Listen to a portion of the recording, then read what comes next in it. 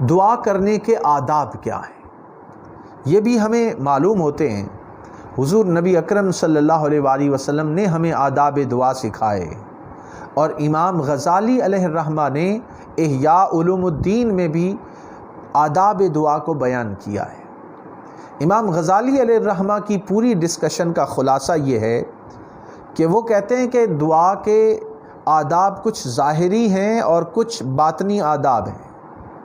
جو باطنی آداب ہیں اس میں توبہ، حضور قلب، اللہ پر توکل اور نا امیدی سے دوری یہ شامل ہے، جبکہ ظاہری آداب میں نماز، روزہ، صدقہ و خیرات، طہارت، قبلہ رو ہونا، خوشبو لگانا، پست آواز میں اللہ سے دعا کرنا، ہاتھوں کو اٹھانا، دعا کے بعد ہاتھوں کو چہرے پر پھیرنا، حمد و ثنا اور درود و سلام، ان چیزوں کو مقدم رکھنا یہ دعا کے قبولیت کے لیے ضروری ہے۔ یہ امام غزالی علیہ الرحمہ نے احیاء علوم الدین میں بیان کیا ہے۔ اب ہم اس کو حدیث نبوی اور احادیث نبوی اور سنت مبارکہ کی روشنی میں دیکھتے ہیں کہ آداب دعا کیا ہے۔ پہلی جو اہم بات ہے وہ یہ ہے کہ قبلہ رو ہو کر دعا کرنا یہ حضور علیہ الصلاۃ والسلام کی احادیث سے ثابت ہے۔ حضرت عمر بن خطاب رضی اللہ تعالیٰ عنہ روایت کرتے ہیں کہ جب غزوہ بدر کا دن تھا، حضور علیہ الصلاۃ والسلام نے مشرکین کی طرف دیکھا تو وہ 1000 تھے اور آپ کے ساتھی تقریباً 313 تھے۔ جب حضور علیہ الصلاۃ والسلام نے تعداد کے اس ڈفرنس کو دیکھا تو حضور علیہ الصلاۃ والسلام نے اپنا رخ مبارک قبلہ کی طرف کر لیا اور ہاتھ اٹھا کر بآواز بلند اللہ کے حضور دعا کی۔ وہ دعا کیا تھی؟ فرمایا اللہم انجز لی ما وعدتنی، اللہم آت ما وعدتنی، اے اللہ تو نے مجھ سے جو وعدہ کیا ہے اس کو پورا فرما دے۔ اے اللہ تو نے جس چیز کا مجھ سے وعدہ کیا ہے وہ مجھے عطا فرما دے۔ اللہم ان تہلک ہذہ العصابۃ من اہل الاسلام لا تعبد فی الارض۔ حضور علیہ السلام نے عرض کی اے باری تعالی، اہل اسلام کی یہ جماعت اگر ہلاک ہو گئی تو پھر روئے زمین پر تیری عبادت نہیں کی جائے گی۔ یہ حضور علیہ الصلاۃ والسلام نے قبلہ رو ہو کر دعا کی، اور صحیح مسلم کی کتاب الجہاد والسیر باب الامداد بالملائکۃ فی غزوۃ البدر میں اس کو بیان کیا گیا ہے، اور حدیث نمبر ہے 1763۔ تو گویا قبلہ رو ہو کر دعا کرنا اور گڑ گڑا کر عاجزی و انکساری سے دعا کرنا یہ حضور علیہ الصلاۃ والسلام کی سنت ہے۔ پھر دونوں ہاتھ اٹھا کر دعا کرنا، حضرت ابو موسیٰ الاشعری رضی اللہ تعالیٰ عنہ بیان کرتے ہیں کہ دعا النبی صلی اللہ علیہ وآلہ وسلم ثم رفع یدیہ حتی رأیت بیاض ابطیہ۔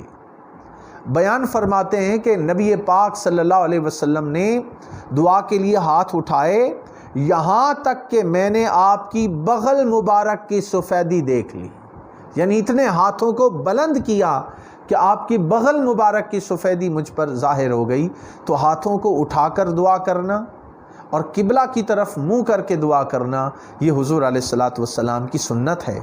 اور دیکھیے کہ دعا خشوع و خضوع کے ساتھ کی جائے، خشیت اور اللہ تعالیٰ کے خوف اور اس امید پہ دعا کی جائے کہ اللہ تعالیٰ ضرور اسے شرف قبولیت بخشے گا۔ اللہ رب العزت نے فرمایا ادعوا ربکم تضرعا و خفیہ، تم اپنے رب سے گڑ گڑا کر اور آہستہ دونوں طریقوں سے دعا کیا کرو، کبھی گڑ گڑا کر دعا کیا کرو، کبھی آہستہ دعا کیا کرو۔ یہ سورہ الاعراف کی آیت نمبر 55 میں ہے۔ دیکھیے ایک اور بڑی اہم بات جو آداب دعا میں سے ہے کہ آپ نے اللہ کے حضور دعا کی، اب انسان کو بے صبری کا مظاہرہ اور عجلت کا اور جلد بازی کا مظاہرہ نہیں کرنا چاہیے، بلکہ انتظار کرنا چاہیے۔ اللہ تعالیٰ اس دعا کو ضرور شرف قبولیت بخشے گا، اور اگر وہ ہمارے حق میں بہتر نہیں ہوگی تو اس کا بہتر سبسٹیٹیوٹ ہمیں عطا کرے گا۔ اور دعا مسلسل مانگتے رہیں اور اس یقین سے مانگتے رہیں کہ ادھر سے جواب آئے گا۔ ادعوا ربکم، اللہ تعالیٰ فرماتا ہے مجھ سے دعا کرو میں ضرور سنتا ہوں، استجب لکم، میں تمہاری دعا ضرور سنتا ہوں۔ تو دعا مسلسل کنٹینیوٹی کے ساتھ، کنسسٹنسی کے ساتھ اللہ کے حضور دعا کرتے رہیں، رب تعالیٰ کی رحمت سے نا امید نہ ہوں۔ رب تعالیٰ کی رحمت ضرور آپ پر آئے گی اور آپ کی دعاؤں کو اللہ رب العزت ضرور قبول فرمائے گا۔ دل برداشتہ اور نا امید انسان کو نہیں ہونا چاہیے۔ حضرت ابو ہریرہ رضی اللہ تعالیٰ عنہ روایت کرتے ہیں کہ نبی پاک صلی اللہ علیہ وآلہ وسلم نے فرمایا، یستجاب لأحدکم ما لم یعجل یقول دعوت فلم یستجب لی۔ بخاری شریف کی کتاب الدعوات، باب یستجاب للعبد ما لم یعجل، اس میں حدیث پاک آئی ہے، حدیث نمبر ہے 5981۔ نبی پاک علیہ السلام فرما رہے ہیں کہ تم میں سے کوئی شخص کی دعا تب قبول ہوتی ہے جب وہ دعا مانگنے میں جلدی نہیں کرتا، اور یہ نہیں کہتا کہ میں نے دعا کی اور میری دعا قبول نہیں ہوئی، لہٰذا مایوس ہو کر دعا نہ چھوڑ بیٹھے۔ یہ حضور علیہ السلام کے فرمان کا ہے کہ مایوسی، اور اگر انسان کی دعا فوری طور پہ قبول نہیں ہوئی تو وہ دعا کرنا ترک نہ کرے، نہیں، مانگتا رہے استقامت کے ساتھ، دل جمی کے ساتھ، پورے یقین کے ساتھ۔ اللہ تعالیٰ کی رحمت ضرور اس کی طرف متوجہ ہوگی اور اس کی دلی مراد بر آئے گی اگر وہ کنسسٹنسی کے ساتھ دعا کرتا ہے اور جلد بازی نہیں کرتا، تو دعا کی قبولیت یقینی طور پہ اس کے سامنے آ کر رہے گی۔ یہاں پہ حضرت عائشہ صدیقہ رضی اللہ تعالیٰ عنہ کا روایت کردہ ایک فرمان جو انہوں نے حضور علیہ السلام سے نقل کیا کہ نبی پاک صلی اللہ علیہ وآلہ وسلم نے فرمایا، ان اللہ لا يحب الملحین فی الدعاء، لا يحب الملحین فی الدعاء، کہ بے شک اللہ تبارک و تعالی دعا میں اصرار کے ساتھ مانگنے والے کو پسند فرماتا ہے۔ دعا میں اصرار کیجئے، اللہ کے حضور اصرار کے ساتھ دعا کیجئے۔ اللہ تعالیٰ کو اصرار کرنے والا، بار بار مانگنے والا، بار بار التجا کرنے والا بڑا پسند ہے۔ تو یہ حضور علیہ السلام کا فرمان بھی ہمیں پیش نظر رکھنا چاہیے۔ ایک اور بڑی اہم چیز جو قبولیت دعا کا سبب بنتی ہے وہ ہے درود و سلام، کہ دعا کے اول اور آخر میں اگر درود پڑھا جائے تو دعا کی قبولیت یقینی ہونے کو علماء نے اور بعد صحابہ کرام سے بھی ہمیں روایات ملتی ہیں۔ حضرت فضالہ بن عبید رضی اللہ تعالیٰ عنہما روایت کرتے ہیں کہ نبی پاک صلی اللہ علیہ وآلہ وسلم نے ایک آدمی کو نماز کے بعد دعا کرتے ہوئے سنا، جبکہ اس نے نہ اللہ کی تعریف کی اور نہ نبی اکرم صلی اللہ علیہ وآلہ وسلم پر درود بھیجا۔ تو نبی پاک صلی اللہ علیہ وآلہ وسلم نے فرمایا، اس بندے نے دعا کرنے میں جلدی کی۔ پھر اسے بلا کر یا پھر کسی اور دوسرے سے فرمایا، اذا صلی احدکم فلیبدأ بتمجید ربہ، اذا صلی احدکم فلیبدأ بتمجید ربہ جل وعز والثناء علیہ ثم یصلی علی النبی صلی اللہ علیہ وآلہ وسلم ثم یدعو بعد بما شاء۔ یہ فرمان اس کو ابو داؤد نے اپنی سنن میں، امام ابو داؤد سنن ابی داؤد میں اس کو بیان کرتے ہیں کہ حضور علیہ السلام نے فرمایا، جب تم میں سے کوئی نماز پڑھے تو اپنے رب کی حمد و ثنا بیان کرے، پھر نبی پاک پر درود بھیجے، اس کے بعد جو چاہے دعا کرے۔ تو دعا کرنے کا طریقہ سکھا دیا کہ ایسے ڈائریکٹ نہیں مانگو، پہلے اللہ کی حمد و ثنا بیان کرو، اللہ کی تعریف کرو، اس کی عظمت و شان کو بیان کرو، اس کے بعد نبی رحمت صلی اللہ علیہ وآلہ وسلم پر درود و سلام بھیجو، پھر جو چاہو مانگو اللہ تعالیٰ عطا کرے گا۔ اور جو بات میں نے عرض کی کہ دیکھیے درود شریف اگر بعد علماء نے بیان کیا اور عرفاء نے بیان کیا کہ اگر دعا کے شروع اور آخر میں درود شریف کو ذکر کر لیا جائے تو وہ دعا قبولیت کا باعث بنتی ہے۔ کیسے؟ آپ دعا کرتے ہیں، درود شریف پڑھتے ہیں، اللہم صلی علی محمد وعلی آلہ وصحبہ وبارک وسلم۔ دیکھیے اللہ تعالیٰ تو فرماتا ان اللہ وملائکتہ یصلون علی النبی، یا ایھا الذین آمنوا صلو علیہ وسلموا تسلیما، بے شک اللہ اور اس کے تمام فرشتے نبی پاک پر درود بھیجتے رہتے ہیں۔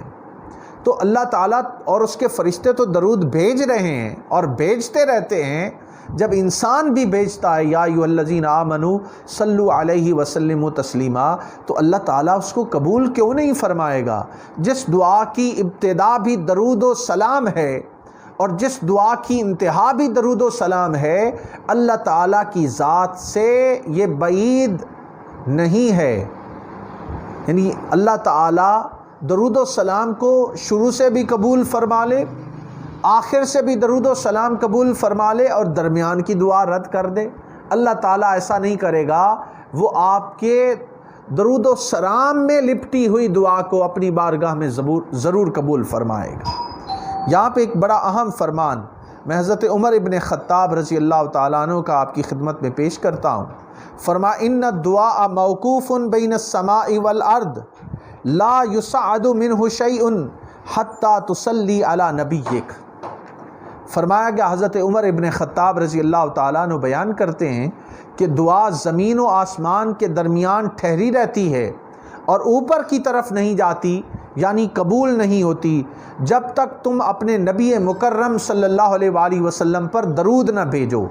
جب انسان نبی پاک پر درود بھیجتا ہے تو حضرت عمر فاروق رضی اللہ تعالیٰ عنہ بیان کر رہے ہیں کہ وہ دعا پھر ٹھہری نہیں رہتی، بلکہ وہ اللہ تعالیٰ کی ذات تک پہنچ جاتی ہے اور دعا کو قبولیت مل جاتی ہے۔ اس کو جامع ترمذی میں بیان کیا گیا، باب ما جاء فی فضل الصلاۃ علی النبی صلی اللہ علیہ وآلہ وسلم، اور حدیث نمبر ہے 486۔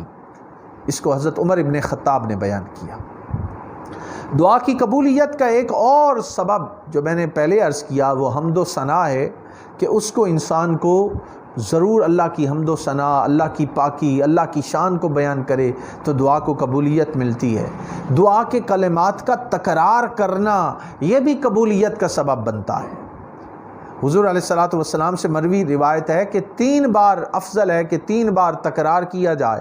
حضرت عبداللہ ابن مسعود رضی اللہ تعالیٰ عنہ روایت کرتے ہیں کہ ان رسول اللہ صلی اللہ علیہ وآلہ وسلم کان یعجبہ ان یدعو ثلاثا ویستغفر ثلاثا، بے شک رسول اللہ صلی اللہ علیہ وآلہ وسلم 3 مرتبہ دعا اور 3 مرتبہ استغفار کرنا پسند فرماتے، یعنی اس کو ریپیٹ کرتے 3 دفعہ۔ تو دعا کو ریپیٹ کرنا یہ بھی اس کی قبولیت کا سبب بنتا ہے۔ اور دوسری اہم بات جو اس میں یہ بھی ہے کہ دعا کے بعد منہ پر ہاتھ پھیرنا بھی حضور علیہ السلام کی سنت ہے۔ آپ نے دعا کی اور دعا مانگنے کے بعد اپنے چہروں پر ہاتھ پھیر لینا یہ بھی حضور علیہ السلام کی سنت سے ثابت ہے۔ حضور علیہ السلام نے اس کی تلقین فرمائی ہے۔ حضرت عمر ابن خطاب رضی اللہ تعالیٰ عنہ روایت کرتے ہیں کہ کان رسول اللہ صلی اللہ علیہ وسلم اذا رفع یدیہ فی الدعاء لم یحطہما حتی یمسح بہما وجہہ۔ جامع ترمذی میں بیان کیا گیا کہ حضور نبی اکرم صلی اللہ علیہ وآلہ وسلم دعا کے لیے ہاتھ اٹھاتے تو اپنے چہرہ اقدس پر پھیرنے سے پہلے ہاتھ نیچے نہ چھوڑتے، یعنی اپنے چہرہ پاک پر اپنے ہاتھ پھیر لیتے، تو گویا دعا مانگنے کے بعد اپنے ہاتھوں کو اپنے چہرے پر پھیر لینا یہ نبی پاک صلی اللہ علیہ وآلہ وسلم کی سنت ہے۔ اسی طرح حضرت ابن عباس روایت کرتے ہیں کہ نبی رحمت صلی اللہ علیہ وآلہ وسلم نے فرمایا اذا دعوت اللہ فادعو ببطون کفیک ولا تدعو بظہورہما فاذا فرغت فامسح بہما وجہک۔ جب اللہ تعالیٰ سے دعا کرو تو اپنے ہاتھ کی ہتھیلیوں سے دعا کیا کرو، نہ کہ ان کی پشت سے، اور جب دعا سے فارغ ہو جاؤ تو اپنے ہاتھوں کو منہ پر مر لو۔ یہ حضرت ابن عباس نے حضور علیہ السلام کی روایت بیان کی ہے، اور سنن ابن ماجہ میں امام ابن ماجہ نے اس کو روایت کیا ہے۔ حدیث نمبر ہے 3866۔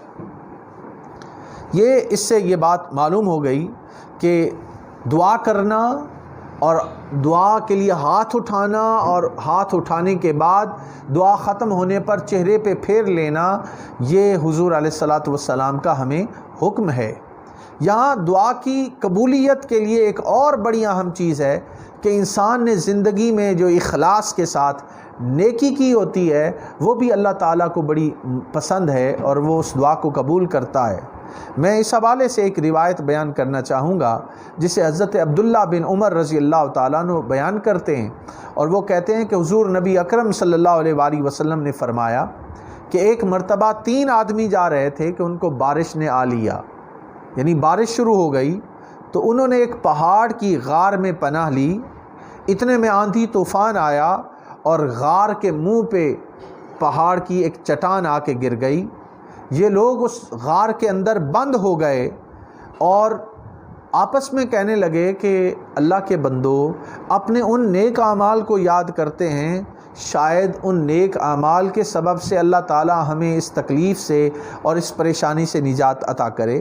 چنانچہ روایات میں آتا ہے کہ ایک نے یہ دعا کی کہ باری تعالیٰ، میرے ماں باپ بوڑھے تھے اور میری بیوی اور چھوٹے چھوٹے بچے تھے، میں بکریاں چراتا تھا اور جب واپس آتا دودھ دوتا تو اپنے بیوی بچوں کو دودھ دینے سے پہلے میں وہ دودھ اپنے ماں باپ، بوڑھے ماں باپ کی خدمت میں پیش کرتا، انہیں دودھ پلاتا، اور یہ میرا روٹین اور معمول تھا۔ ایک دن ایسا ہوا کہ مجھے تاخیر ہو گئی۔ جب میں گھر پہنچا تو تاخیر کی وجہ سے میرے بوڑھے ماں باپ سو چکے تھے۔ میں نے حسب روایت، حسب معمول بکریوں کا دودھ دوہا، اور میرے بیوی بچے انہوں نے طلب کی کہ ہمیں پیش کیا جائے۔ بچے چیخ رہے تھے، چلا رہے تھے، مگر میں نے ان کو دودھ نہیں پیش کیا، بلکہ باری تعالیٰ ساری رات فجر تک اپنے ماں باپ کے سرہانے کھڑا، دودھ کا پیالہ تھامے ان کو پیش کرنے کے لیے کھڑا رہا، اور اپنی بچوں کو وہ دودھ نہیں دیا۔ اے اللہ تعالیٰ، اگر یہ میں نے عبادت نیکی تیرے اخلاص کے لیے کی تھی تو مولا ہمیں اس مشکل سے نجات عطا کر۔ چنانچہ روایت میں آتا ہے کہ جب اس نے یہ دعا کی اللہ کی رضا کے لیے تو تھوڑی سی کشادگی یہ ہوئی کہ تھوڑا سا پتھر غار کے منہ سے ہلا اور انہوں نے آسمان کی روشنی دیکھ لی۔ پھر دوسرے آدمی نے دعا کی کہ باری تعالیٰ، میری ایک چچا زاد بہن تھی جس سے میں جنون کی حد تک محبت کرتا تھا، اور بالآخر میں نے اپنی چچا زاد بہن سے مباشرت کی درخواست کی۔ اس نے کہا کہ انکار کر دیا اور کہا کہ پہلے 100 دینار لاؤ، پھر تمہاری یہ خواہش پوری کروں گی۔ میں بڑی مشکل سے 100 دینار پورے کر کے اس کو پیش کیے، اور برائی کا ارادہ تھا۔ جب اس کے قریب ہوا تو اس لڑکی نے مجھے کہا، میری چچا زاد بہن نے مجھے کہا، اے اللہ کے بندے، اللہ سے ڈر اور ناجائز طریقے سے مہر نہ توڑ۔ تو میں اے اللہ تیری رضا کی خاطر ڈر گیا اور اس گناہ سے باز آ گیا۔ باری تعالیٰ، اگر تیری رضا کی خاطر میں نے یہ نیکی کی ہے تو مولا ہماری مشکل سے ہمیں نجات عطا کر۔ چنانچہ روایات میں آتا ہے کہ پتھر تھوڑا سا اور ہٹ گیا۔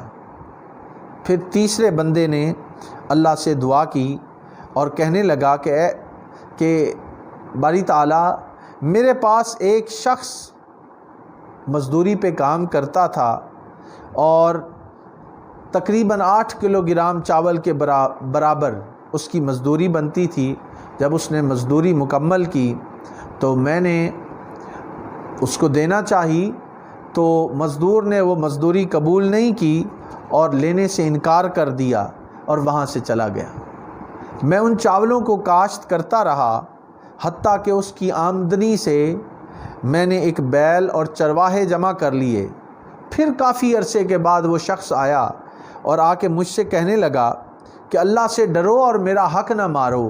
باری تعالیٰ، میں نے وہ بیل اور چرواہے اسے کہا کہ یہ جاؤ لے جاؤ۔ اس نے کہا کہ میرے ساتھ مذاق نہ کر، اللہ سے ڈر اور میرا حق مجھے دے۔ تو میں نے اسے کہا کہ یہ وہی کمائی ہے جو میں تجھے دینا چاہا تھا، وہ بڑھتے بڑھتے یہاں تک پہنچی ہے، میں اللہ کی رضا کی خاطر تمہیں دیتا ہوں۔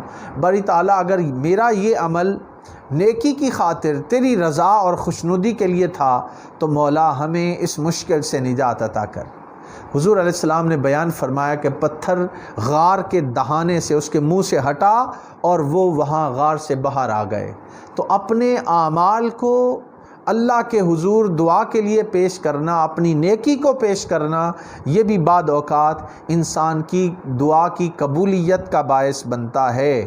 اس کو، یہ جو روایت میں نے بیان کی، اسے امام مسلم نے اپنی صحیح میں بیان کیا، کتاب الذکر والدعاء، باب قصۃ اصحاب الغار الثلاثہ والتوسل بصالح الاعمال، اس کے اندر امام مسلم نے اس کو بیان کیا ہے، اور حدیث نمبر ہے 2743۔